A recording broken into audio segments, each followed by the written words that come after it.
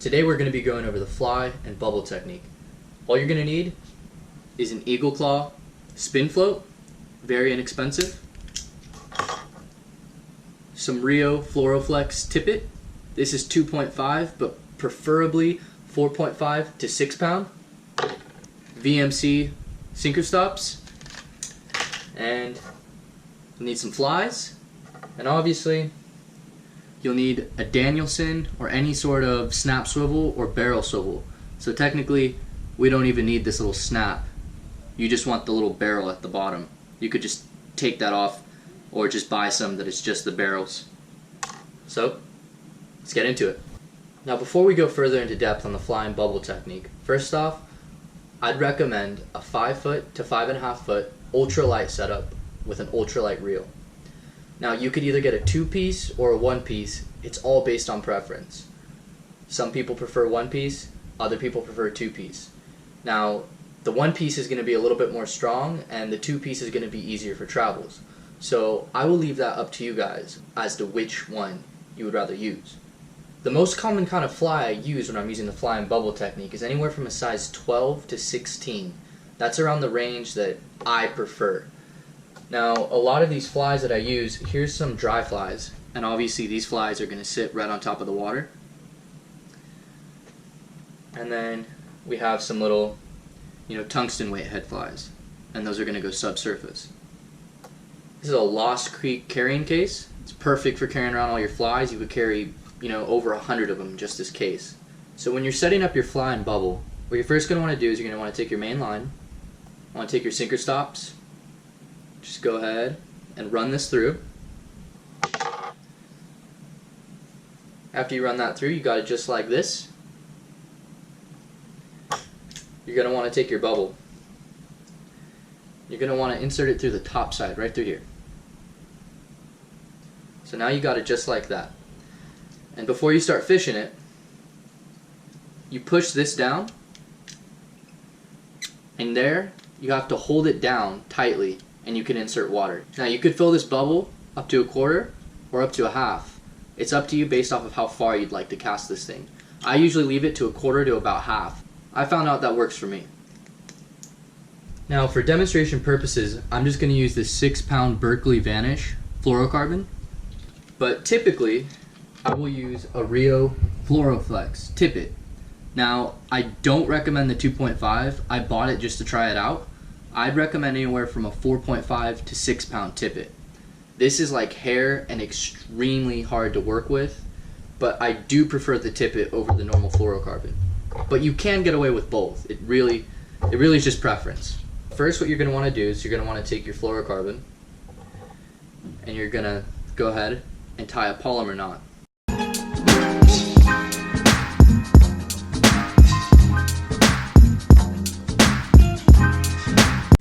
I found that the polymer knot is an extremely easy knot and it retains its strength extremely well. I have never broken off from a fish on it before. From snags, obviously. Fish, no. Go ahead and lubricate it just a little bit. Clench it down.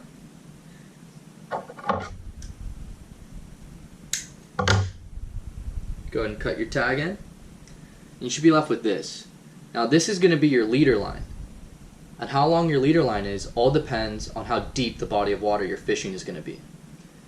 A rule of thumb, you want your fly to be bumping up against the bottom of those rocks. A lot of those trout like to hide near the rock pockets, they like to hide in the cracks, the crevices, and they like to hide in deep pools. So when you're fishing these flies, you really want that fly to get down there and just kind of thump against all those rocks on the bottom and just drag.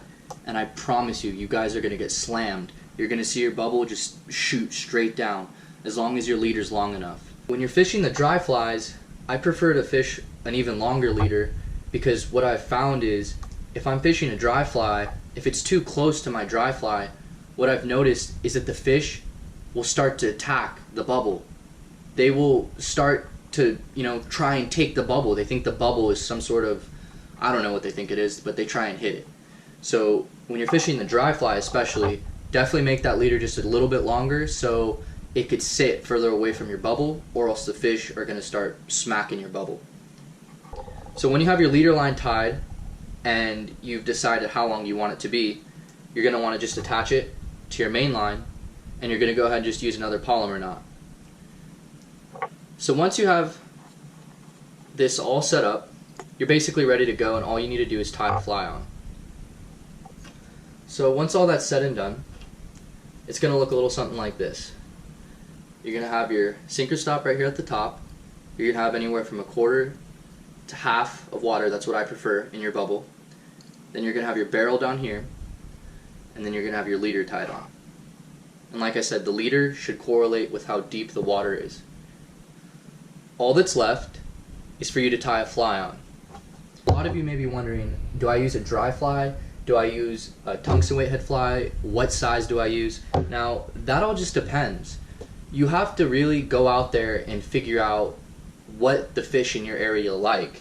And what I figured out where I go to the Sierra National Forest, and a lot of these fish like the size 12 to size 16, and I always like to use anything that's natural or like a black. You also want to keep an eye out what's crawling around the water, or what do you see the fish feeding on the top of the surface. Now, when I go up to the mountains, they're feeding on a lot of large black ants. So anything like a smaller size black woolly bugger or these tiny flies, all in these black colors, are gonna work. And last time, all I used when I went to go fish, it's like a little green with black tungsten weight head, and I believe this is a size 14. This worked perfectly. Anything that is just natural to your area, whatever the hatch is, you want to be aware of what the hatch is in your area. What are the trout feeding on in your area? What are they going to hit? You don't want to throw something at them that they've never seen before. You want to throw something that's going to look as natural as possible, especially with trout. But the main colors I like to stick to are like these green colors or any sort of black. That's what I found that's worked best for me. Or anything that's just kind of natural looking. Like this is like a hair. It's just called a hair, and it's really, really natural looking, and those are the ones that work best for me. But it could be different for everyone. Just all depends on what area you're in. And when I'm tying my fly on, you have your leader, and all I'll do is I'll just tie another polymer knot right onto the fly, and I don't ever break off on fish, at least from the knot. If I do, it's because I'm snagged, and hey, what can you do when you're fishing with low test? So personally, I have found that it's the most fun to have 6-pound monofilament as your main line and 4.5-pound test as your leader line. This personally, for me, is what I enjoy to use because I don't have to lug the fish in. I actually have to fight for it, let it take drag. You really have to just, tire the fish out and let it come in to you when it's ready. And that's the kind of fishing I like to do, especially when it's trout. Even if it's native trout, because native trout are usually, pretty tiny, especially up in the Sierra National Forest. They don't get giant like they do at Lake Erie or anywhere near the Lake Ontario area. So when you're fishing like for smaller fish, like native fish, it's really, really fun to do it with an ultralight setup. So if you guys don't have one, I'd highly, highly recommend looking into getting one. They're pretty inexpensive. But the fly and bubble is a very, very, very lethal technique, especially for people who want to go out there and they want to use flies, but they just do not know how to use a fly setup. It's an excellent technique for targeting trout. Now, it's pretty easy to fish one of these. Once you've filled it with the amount of water that you want in it, all you have to do is look for a small current or small running water, and you want to fish it directly upstream. So you want the current to take it just slowly away, and you just want a little bit of slack so the fish could take it. But as you're watching it go down that current, this bubble will just typically shoot straight down, and that's when you know there's a fish on. This is a really, really incredible technique if you prefer using a spinning setup and that's all you want to use. A lot of people just live by using a spinning setup, and you can get the best of both worlds with it with this technique. I haven't used any sort of tubes in a while. Like anytime I go trout fishing now, all I have been using is the flies because it works. It's the most natural looking presentation you could throw in front of a trout's face, and they love it. And I guarantee you, if you try this technique, you are going to have some great success with it with ease too.